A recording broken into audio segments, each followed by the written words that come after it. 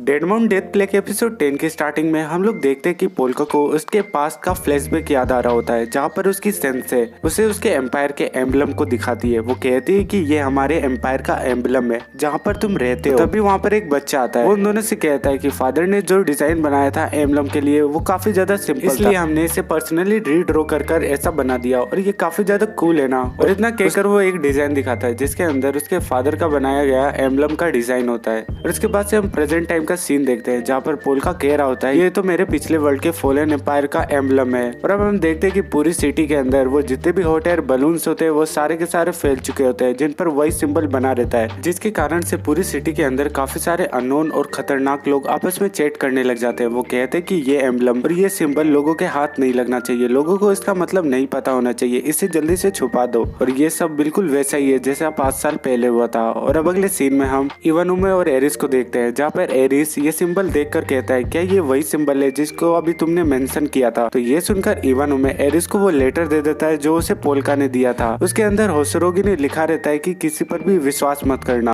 और मिरर 1-383 के पीछे की होगी और उसके अंदर वही सेम सिंबल बना रहता है। इवानुमे एरिस से कहता है कि हो सकता है कि फैंटम सोलेटायर का लेना देना होसरोगी के साथ हो या फिर उन लोगों के साथ जिनके पीछे होसरोगी था। आखिरकार ये सब होसरोगी के गायब होने के 5 साल बाद हो रहा है और शायद से फैंटम सोलेटायर चाहता है कि मैं इन सब चीजों में पढ़ूं। और क्या पता जब पोल्का मेरा फॉर्च्यून रीड कर रहा था तब वो हम पर नजर बना के रख रखा हो। तभी वहाँ पर मिस यामाडा आती है और मिस यामाडा इवानुमे से कहती है कि वो लोग तुम्हारे बारे में पूछ रहे हैं। तो इवानुमे कहता है कि कौन पूछ रहा है। मिस यामाडा बताती है कि टॉप मेट्रोपॉलिटन पुलिस हेडक्वार्टर। और अब हम देखते हैं कि रेडियो पे न्यूज जारी होती है कि इम्पैक्टेड एरियाज में ब्लिम्स का उड़ना मना है और इसे एक टेररिस्ट एक्टिविटी की तरह देखा जाएगा। और अब हम देखते हैं कि फैंटम सोलेटायर ये सब सुन रहा होता है और वो वहाँ पर एक मांगा पढ़ रहा होता है। वो कहता है कि ये इन्फॉर्मेशन वेब से ज्यादा आसानी से फैलती ना कि न्यूज से। और अब हमें पता चलता है कि फैंटम सोलेटायर ने ग्रोसर के साथ क्या डील करी थी। 10 ग्रोसर से कहता है कि मुझे तुम्हें इस सिंबल की इन्फॉर्मेशन के लिए कितना पे करना होगा। तो ग्रोसर कहता है तुम्हें मुझे 3 ट्रिलियन येन देने होंगे और मैंने तुम्हारे लिए इस प्राइस को काफी कम भी कर दिया है। जिसे सुनकर 10 कहता है कि आखिरकार ये एक रीजनेबल प्राइस कैसे हो सकती है। तो ग्रोसर कहता है कि हम अपनी प्राइस को कस्टमर के हिसाब से डिसाइड करते हैं, उनकी लाइफ के हिसाब से। और अगर तुम खुद को पूरी तरीके से मनी कमाने के लिए डिवोट कर दो तो तुम अपनी लाइफ के अंदर 6 ट्रिलियन येन आसानी से कमा सकते हो। और इस सिंबल की इन्फॉर्मेशन तुम्हारी लाइफ की कमाए हुए पैसों की आधी है। और अगर तुम्हारी जगह कोई दूसरा कस्टमर आता तो उसे ये इन्फॉर्मेशन हम कुछ दर्जन येन के अंदर ही दे देते, लेकिन तुम्हारे लिए ये इन्फॉर्मेशन काफी ज्यादा जरूरी है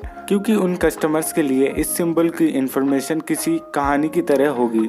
बट इस सिंबल की इन्फॉर्मेशन तुम्हारी डेस्टिनी को एक शेप देगी और अगर इसे तुम्हें गलत तरीके से दिया गया तो ये तुम्हारी लाइफ को पॉइजन कर देगी और पूरी तरीके से बर्बाद कर देगी। इसके बाद से 10 ग्रोसर से कहता है कि तुम्हारे जितने भी पिछले लोग थे उन्होंने तुम पर भरोसा किया और इसीलिए मैं भी करूंगा। और तुमने जो भी इन्फॉर्मेशन मुझे अभी तक बताई उसके लिए शुक्रिया, लेकिन मैं तुमसे चाहता हूँ क्या तुम मुझे बता सकते हो कि मुझे थोड़े ब्लिम्स के लिए कितने पैसे देने पड़ेंगे, क्योंकि अब इस इन्फॉर्मेशन का पता मैं खुद लगाऊंगा। और अब अगले सीन में हम देखते हैं कि वहाँ पर 10 एक मांगा पढ़ रहा होता है, लेकिन तभी एक गोली आके 10 को लगती है। और इसके बाद से हम देखते हैं कि कुछ अननोन पर्सन कहते हैं क्या मैंने उसे शूट कर दिया। तो उसके साथ जो एक पर्सन होता है वो कहता है कि नहीं, मुझे तो लगता है कि तुमने उसे मिस कर दिया। और अब हमें पता चलता है कि वो तो 10 नहीं 10 का पपेट होता है। जिसके बाद से वो लड़की कहती है कि पहले सुबुया और अब इकिबुरु और अब एक और पर्सन, क्या हमें कभी भी एक अच्छी जॉब नहीं मिलेगी। जिसके बाद से वो दूसरा पर्सन कहता है कि क्या तुम शिंजुकू को हीट अप करना चाहती हो, मैंने सुन रखा है कि वहाँ पर काफी सारे इंटरमीडिएरी है।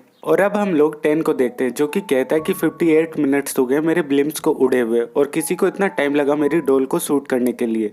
और मैं काफी ज्यादा चौंक गया हूँ कि उन लोगों को पता चल गया कि मैं ब्लिम्स के ऊपर था। तो इसका मतलब ये है कि एक ऐसी ऑर्गेनाइजेशन है जिनके पास स्नाइपर्स है और वो पुलिस की इंफॉर्मेशन को भी एक्सेस कर सकते हैं। मुझे पता नहीं था कि ऐसी खतरनाक ऑर्गेनाइजेशन एग्जिस्ट करती है। और जैसे ही मैं इस सिंबल को रिवील करूंगा वो लोग मुझे मारने की कोशिश करेंगे। तो अगर आप लोगों में से किसी को भी इस सिंबल के बारे में कुछ भी पता हो तो वो मुझे बताए, बदले में मैं आप लोगों को 300 मिलियन येन दूंगा। और इस बात का क्या सबूत है कि मैं पैसे दूंगा ही। तो जो लोग मुझे फॉलो करते हैं उन्हें आंसर पता होगा। और अब नेक्स्ट सीन में हम ताकुमी और पोल्का को देखते हैं जहाँ पर पोल्का कहता है कि अब चीजें काफी ज्यादा खराब हो गई है। जिसे सुनकर ताकुमी कहता है कि अब तुम क्या करोगे। तो पोल्का कहता है कि देखते हैं कि हमें पहले क्या करना चाहिए। जिसके बाद से साओ उन दोनों से कहती है कि मुझे भी आंसर चाहिए, मैं तुम्हारे एम्पायर और रीइंकार्नेशन के बारे में जानना चाहती हूँ। और पोल्का तुम मुझे ये सब चीजें बताने वाले हो। जिसके बाद से हमारा पोल्का मतलब कि कॉर्पस गॉड उसे बताता है कि कैसे वो इस वर्ल्ड के अंदर आया। पोल्का साउ से कहता है कि मैं पोल्का की बॉडी उसे रिटर्न कर दूंगा इससे पहले कि काफी ज्यादा लेट हो जाए। और ये सभी चीजें सुनकर सायो मन में कहती है कि अगर तुम्हें मुझे नहीं बताना था तो ऐसे ही कह देते। जिसके बाद से साओ रियल में उनसे कहती कि मुझे तुम पर विश्वास है, क्योंकि जब उस पुलिस वाले ने तुम्हारे कॉलर को पकड़ा था तो तुम काफी ज्यादा शांत थे और असली पोल्का ऐसा नहीं करता। लेकिन मुझे अभी भी विश्वास नहीं हो रहा इन सब चीजों के बारे में। और इतना कहकर सायो नहाने के लिए चल जाती है और वो साथ साथ रियल पोल्का को भी लेती जाती है, वो शार्क वाले टॉय को, क्योंकि उसे नहीं पता रहता कि रियल पोल्का की सोल उसके अंदर है। और सायो उन सभी से जाते जाते कहती है कि चिंता मत करो, साओ जैसे ही शॉपिंग से वापस आएगा मैं उसे कुछ भी नहीं बताऊंगी। जिसके बाद से पोल्का कहता है कि क्या मुझे उसे डांसिंग स्केलेटन दिखा देने चाहिए, तो ताकुमी कहता है इससे चीजें और भी खराब हो जाएगी और जब सिचुएशन कुछ ज्यादा ही खराब हो जाए तो क्या तुम उसकी याददाश्त को मिटा सकते हो। जिसके बाद से पोल्का कहता है कि मैं स्पिरिट का यूज करके लोगों की यादों को मिटा सकता, लेकिन इससे उनका फिजिकल ब्रेन इफेक्ट होता है और ये बिल्कुल एक अलग तरीका है ग्लिडवुड ब्रेन वॉशिंग और फोर्स कॉन्फेशन स्पेल से। और मुझे नहीं पता और यहाँ के लोग मेरे वर्ल्ड के लोग से अलग है और मुझे नहीं पता स्पेल का उन लोगों पर क्या असर होगा। जिसके बाद से ताकुमी कहता है तो हमें किसी को रिस्क में नहीं डालना चाहिए। तो पोल्का ये बातें सुनकर कहता है कि हाँ, लेकिन अगर कोई हमारा एनिमी होगा तो उसकी याददाश्त को मिटा देना और उनके माइंड को डिस्ट्रॉय कर देना चीजों को काफी आसान बना देगा। जिसे सुनकर ताकुमी कहता है कि मत कहना कि अभी तक तुमने जिन भी बुरे लोगों को मारा है उन सभी लोगों के साथ तुमने यही किया है। जिसे सुनकर पोल्का कहता है कि वो लोग पूरी तरीके से पागल नहीं हुए। तो ये सुनकर ताकुमी कहता है कि कभी कभी तुम मुझे बहुत ज्यादा डरा देते हो। जिसे सुनकर पोल्का हंसने लग जाता है। वो कहता है कि मुझे सुनकर काफी अच्छा लगा कि तुमने कहा कभी कभी। जिसके बाद से ताकुमी कहता है कि मैं तुम्हारे हाथों मिसाकी की तरह नहीं मरा तो। और इसके बाद वो लोग नोटिस करते हैं कि वहाँ पर तो मिसाकी होती नहीं है। और अब अगले सीन में हम देखते हैं कि मिसाकी सायो के पास गई रहती है, जहाँ पर मिसाकी सायो से कहती है कि तुम्हें सुनकर थोड़ा भी वंडर नहीं लगा कि मैंने पोल्का को मार दिया, या फिर ये सब तुम पहले से जानती हो, कहीं तुमने तो पोल्का को मारने की कोशिश नहीं की थी। जिसे सुनकर सायो कहती है कि तुम चाहती हो कि मैं तुम पर गुस्सा करूं, लेकिन मुझे पक्का विश्वास है कि पोल्का ने तुम्हें माफ कर दिया होगा। पोल्का काफी ज्यादा जेंटल किड है।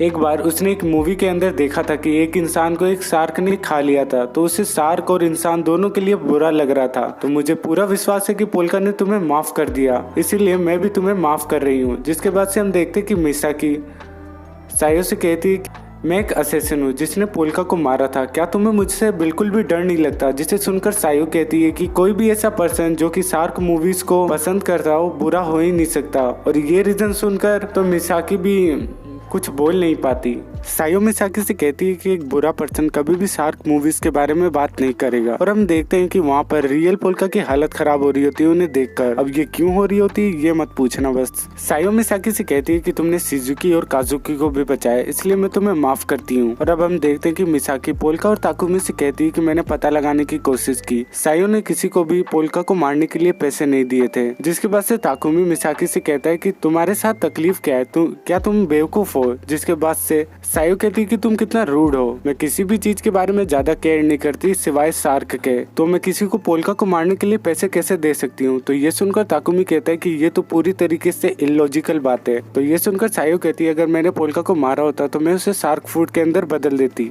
और अब ताकुमी रियल पोल्का को देखता है जो कि लाल पड़ गया था, जिसे देखकर ताकुमी कहता है कि ये मत कहना कि तुम इसे अपने साथ बाथ में लेके गई थी। तो ये सुनकर सायो कहती है कि मुझे माफ करना, मैंने बिना पूछे तुम्हारे शार्क वॉक टॉय को अपने साथ लेके गई थी। तो ताकुमी रियल पोल्का की तरफ देखते हुए कहता है कि फैमिली होते हुए तुम्हारे लिए काफी ज्यादा टफ रहा होगा। जिसके बाद से सायो को पता चलता है कि वही रियल पोल्का है। तो ताकुमी सायो को कहता है कि तुम्हें चेंज करते हुए देखना काफी फन नहीं रहा होगा। तो हमें पता चलता है कि सायो इसलिए परेशान नहीं हो रही होती क्योंकि पोल्का ने उसे चेंज करते हुए देख लिया, बल्कि इसलिए परेशान हो रही होती है क्योंकि उसकी जगह पोल्का शार्क टॉय के अंदर बदल गया। इसके बाद से सायो हमारे पोल्का से कहती है कि क्या तुम मेरी बॉडी पोल्का को दे सकते हो और मुझे शार्क टॉय के अंदर डाल सकते हो। तो ये सुनकर हमारे कॉर्पस गॉड का दिमाग खराब हो जाता है। अब ताकुमी पोल्का से बोलता है कि अब तुम क्या करने वाले हो, ये सिंबल तुम्हारे लिए काफी बड़ी बात है। जिसे सुनकर पोल्का कहता है कि हाँ, लगता है कोई ट्राई कर रहा है इस सिंबल से कुछ पाने के लिए। तो ये सुनकर ताकुमी कहता है कि ऐसा हो सकता है कि इसके पीछे कोई शैडोई ऑर्गेनाइजेशन हो और क्या पता फैंटम सोलेटायर दूसरे वर्ल्ड से आया हो तुम्हारी तरह। जिसे सुनकर मिसाकी कहती है कि क्या फैंटम सोलेटायर दूसरे वर्ल्ड का विजर्ड या फिर सोर्सरर हो सकता है। तो पोल्का कहता है कि नहीं, वो दूसरे वर्ल्ड से नहीं आया। तो ये सुनकर ताकुमी कहता है कि क्या तुम आइडेंटिफिकेशन स्पेल का यूज करके उसका पता नहीं लगा सकते। आइडेंटिफिकेशन स्पेल वो होता है जिसके अंदर तुम किसी दूसरे पर्सन की स्टेटस स्किल के बारे में जान सको। तो ये सुनकर पोल्का ताकुमी से कहता है क्या उसी तरीके से जिस तरीके से फॉर्च्यून टेलिंग करते वक्त तुम मुझे इन्फॉर्मेशन देते हो। तो ये सुनकर हमारे ताकुमी का दिमाग भी खराब हो जाता है और वो भी इन तीनों की तरह पगला जाता है। वो कहता है हाँ बिल्कुल सही, मैं एक आइडेंटिफिकेशन स्पेल को कास्ट कर सकता हूँ। क्या मैं एक आइडेंटिफिकेशन विजार्ड हूँ? पोल्का उन सभी को बताता है कि मैंने सालों लगाकर सीक्रेट आर्ट ऑफ रेजरेक्शन को क्राफ्ट किया था, तो मुझे नहीं पता कि उन टाइम में कोई रेजरेक्ट होकर इस वर्ल्ड के अंदर आ गया हो। तो मिसाकी पोल्का से कहती है कि तुम दूसरे वर्ल्ड से स्केलेटन को तो समन कर सकते हो। तो ये सुनकर पोल्का कहता है कि मुझे नहीं पता कि ये कैसे काम कर रहा है, लेकिन मैं दूसरे वर्ल्ड से सोल्स को बुलाकर यहाँ पर उन्हें टेम्परेरी बोन वेसल के अंदर डाल सकता हूँ। तो इसके बाद से मिसाकी पोल्का से कहती है क्या तुम ऐसे गोस्ट को जानते हो जो हमें इसके बारे में ज्यादातर बता सके। तो पोल्का कहता है नहीं, जब मैं इस वर्ल्ड के अंदर रेजरेक्ट हो रहा था तो मैंने ज्यादातर सोल्स को आजाद कर दिया था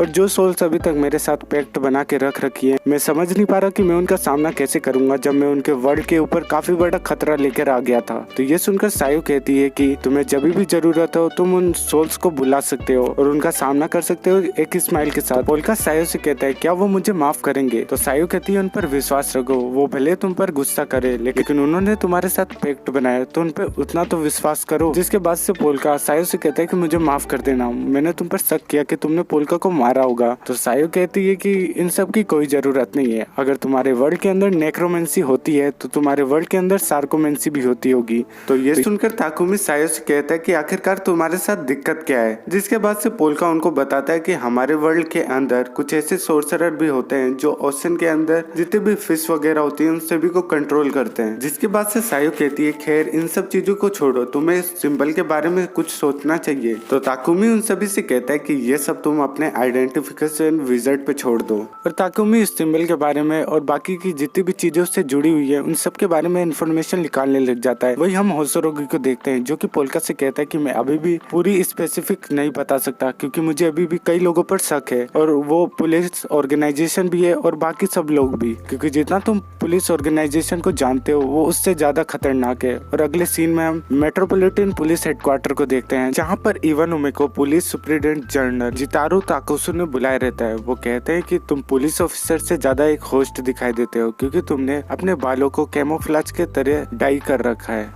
और इधर ताकुमी भी पुलिस सुप्रिटेंडेंट जनरल के बारे में पता लगा लेता है, जिसे देखकर ताकुमी कहता है कि ये तो देखने से ही काफी खतरनाक दिखाई दे रहा है। और वो बंदा इवानो में अभी तक होसोरोगी के बारे में इंफॉर्मेशन ढूंढ रहा है, जिसे देखकर होसोरोगी कहता है कि इवानो में तो कभी भी कंप्यूटर को चलाने में अच्छा नहीं था। जिसके बाद से हम पुलिस सुप्रिटेंडेंट जनरल जितारो को देखते हैं जो कि इवानो में से कहता है कि आज के इंसिडेंट के बाद फैंटम सोलेटायर से रिलेटेड केस सभी को पता चल गया है और मैं चाहता हूँ कि तुम इस केस को हैंडल करो और अच्छी तरीके से इसकी छानबीन करो। और याद रखना इस काम में कोई भी गलती नहीं होनी चाहिए क्योंकि जो लोग मेरे काम नहीं आते मैं उन्हें खत्म कर देता हूँ। और एक और बात, मेरा नाम जियोतारो नहीं जितारो है, इसे याद रखना। जिसे सुनकर इवानो में कहता है ठीक है सर। और अब अगले सीन में हम टेन को देखते हैं जो कि किसी से बात कर रहा होता है। वो कहता है कि पुलिस से रिलेटेड कोई इन्फॉर्मेशन पता चली क्या। तो सामने से आवाज आती है जो कि एक लड़की की होती है। वो कहती है कि कुछ लोगों ने पुलिस के सर्वर्स को हैक करने की कोशिश की। तो ये सुनकर टेन कहता है ये तो काफी शानदार बात है और मैं सोच रहा हूँ मैं भी अपना फॉर्च्यून दिखाई लूँ।